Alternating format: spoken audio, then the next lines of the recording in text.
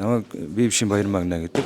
За энэ удаа 18 дахь удаагийн үндэсний лигийн тэмцээнд GSP Capital багийн ахлагчаар оролцож байна. Миний хувьд бол одоо ширээний теннисээр хичээллээд үндсэндээ 35 6 жил болж байна. 18 удаагийн лигийн тэмцээний 15 удаад нь оролцсон. Тэгээ өмнө нь бол бас багуудаас оролцож авраг авч ирсэн.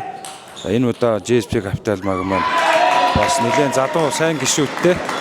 Тэгээ нэгдүгээр тойрог бол хоёрдугаар тойргийн үндсэн дүнгээр хоёрдугаар байраар шалгарч гарч ирээд гуравдугаар байраар шалгарсан Gem International багтай одоо тоглолтоо үргэлжлүүлж байна. Түрүүчийн 7 хоногт бүтэн санд болсон тоглолтод нэг хожигдоод одоо өнөөдөр тайн хагалт тоглолтоо хийж байна.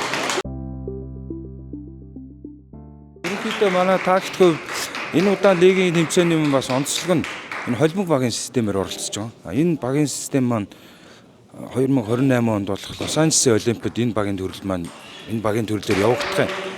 Тэгээд үндсэндээ олон улсын ширээний тенниснийхаа хөтөлбөрийг бас дагаад Монголын ширээний теннисний холбооч гэсэн холбог багийн системээр явж байгаа учраас илүү сонирхолтой байна.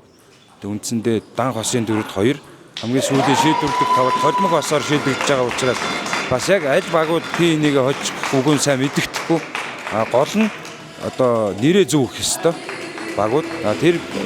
Тэр тактикийг дагуу нэрээ урьдчилаа сайн үргэлжлүүлэн өгч чадвал ер нь хожлын давуу тал үүсэх боломжтой гэж ер нь төлөвлөж байгаа тийм.